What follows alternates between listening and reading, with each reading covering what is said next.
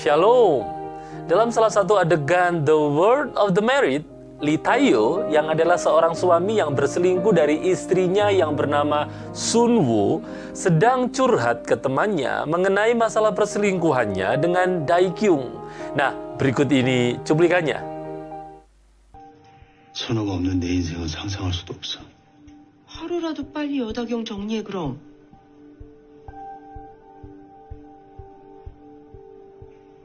아니다. 난 말해도 이해 못할 거야. 뭐가 이렇게 복잡한데?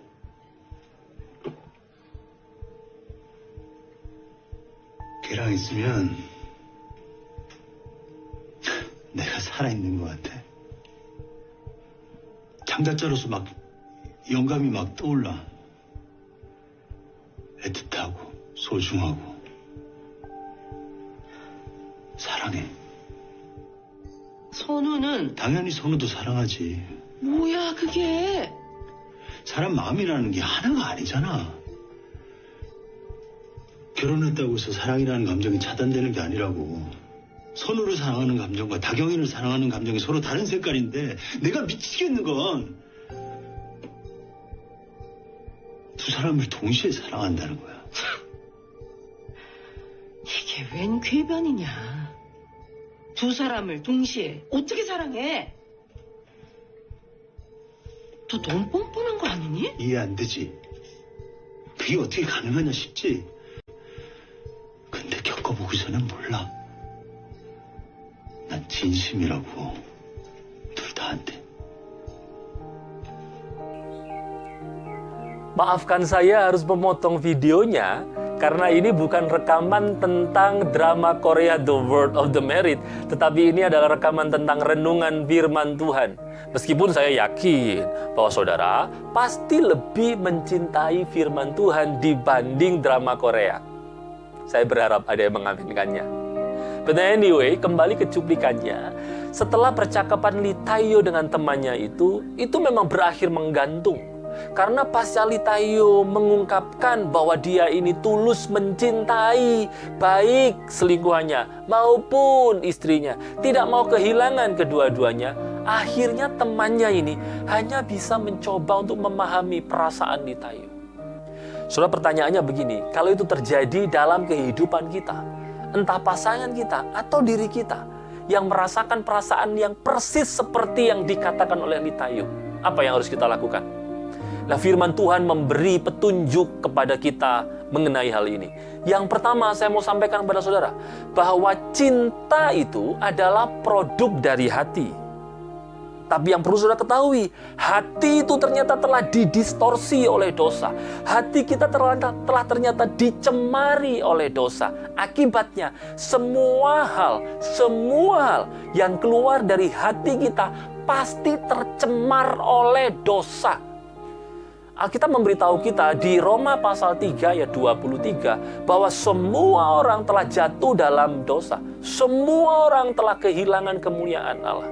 Kata semua itu berbicara tentang ekstensi dosa yang mempengaruhi, yang merusak, mendistorsi semua manusia. Dari zaman Adam dan Hawa yang ada di Taman Eden, sampai zaman Pak Adam Malik, sampai zaman Adam Suseno, suaminya Inul, dan Adam-Adam berikutnya yang akan lahir ke dunia, semuanya telah terinfeksi oleh dosa. Bahkan lebih lanjut, Alkitab dengan sangat detail memberitahu bagaimana dampak dosa dalam hidup manusia. Yaitu begini, dosa merusak keseluruhan unsur hidup manusia. Pikirannya, hatinya, semuanya. Titus pasal 1 ayat yang ke-15 berkata bahwa bagi orang suci semuanya suci. Tapi bagi orang yang najis tidak ada satupun yang suci. Sebab baik akal maupun suara hatinya najis. Bahkan Kejadian pasal yang ke-6 ayat yang ke-5b mengatakan bahwa seluruh kecenderungan hati manusia itu membuahkan dosa. Pasal 8 juga mengatakan bahwa apa yang keluar dari hati kita bahkan sejak kecil itu adalah dosa semata-mata. Kalau hatinya sudah rusak karena dosa, maka semua produk yang dihasilkan oleh hati, perasaan cintakah atau yang lain-lainnya, pasti juga terinfeksi dosa. Saya akan membuktikan kepada saudara bahwa ternyata cinta kita itu terinfeksi dosa.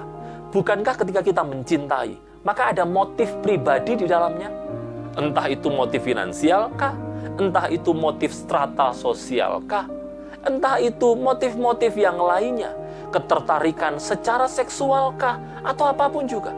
Pasti ada motif pribadi yang in return untuk menguntungkan kita. Dengan demikian, itu bukan cinta yang tulus. Bukankah ketika kita mencintai, cinta kita itu cinta yang bersifat egosentris? Yaitu kalau kita tidak dicintai balik, ya kita malaslah mencintai. Itu bukti bahwa cinta kita egosentris. Bukankah atas nama cinta seringkali banyak orang yang mengeksploitasi pasangannya? 3 hal tadi sedikitnya membuktikan bahwa cinta kita tidak sempurna, cinta kita tidak tulus, cinta kita pun terdistorsi oleh dosa. Sebab segala sesuatu yang tidak dilakukan di dalam iman itu adalah dosa. Segala sesuatu yang tidak kita lakukan untuk kemuliaan Allah adalah dosa. Jadi bagaimana kita menyelesaikan hal ini? Ingat baik-baik, saudara. 2 Timotius pasal 3 yang ke-16 memberitahu kita bahwa firman Tuhan adalah otoritas tertinggi dalam hidup kita. Bahwa firman Tuhan adalah cermin bagi setiap kelakuan kita. Bahwa firman Tuhan adalah kompas kehidupan kita. Dengan kata lain, apapun yang kita lakukan, apapun yang kita rasakan, apapun yang kita perbuat, kita pikirkan, kita imajinasikan pun, dengar baik, jika itu tidak sesuai dengan kebenaran Alkitab, maka itu dosa dan kita harus membuangnya jauh-jauh. Saya mau sampaikan sama saudara, berarti kita tidak boleh tunduk kepada perasaan, tapi sebaliknya perasaan kita harus tunduk kepada kebenaran firman Tuhan. Jika cintamu adalah cinta yang ilegal, jika ketulusanmu adalah ketulusan yang bertentangan dengan firman Tuhan, maka dengar baik, buang itu semua jauh-jauh. Berjuanglah untuk tidak terikat di dalamnya. Sebab John Piper itu pernah berkata, we must not make peace with our sin. We must make war. Kita tidak boleh berdamai dengan dosa kita, tapi kita harus berperang melawannya. Tentu saja dengan pertolongan Tuhan dalam hidup kita. Nah, saudara yang dikasihi Tuhan, saya ingin menutup ini dengan 2 ayat yang penting untuk memberi kita cukup alasan supaya kita setia kepada pasangan kita, supaya kita membuang jauh-jauh perasaan-perasaan yang muncul atas nama cinta sekalipun, jika itu bertentangan dengan firman Tuhan. Yang pertama di dalam Maleaki pasalnya yang kedua, ayatnya yang ke-15. Demikian bunyi firman Tuhan, saya baca bagian akhirnya. Dan janganlah orang tidak setia terhadap istri masa mudanya. Lagi di Ibrani pasal yang ke-13 ayat 4, demikian bunyi firman Tuhan. Hendaklah kamu semua penuh hormat terhadap perkawinan, dan janganlah kamu mencemarkan tempat tidur, sebab orang-orang sundal dan bezinah akan dihakimi oleh Allah. Saya berdoa kiranya kita semuanya tetap menjaga kesetiaan kita kepada pasangan. Dan jika ada perasaan-perasaan cinta, walaupun yang kita anggap tulus sekalipun, muncul dari dalam hati kita kepada selingkuhan, orang yang tidak seharusnya kita cintai, dengar baik-baik Bapak Ibu yang dikasihi Tuhan. Mari tundukkan perasaanmu di bawah terang firman Tuhan. Jangan engkau menundukkan diri di dalam perasaanmu. Sebaliknya, perasaan kita, semua yang ada dalam diri kita, harus tunduk di bawah kebenaran firman Tuhan. Kiranya Tuhan memberkati saudara semuanya. Amin.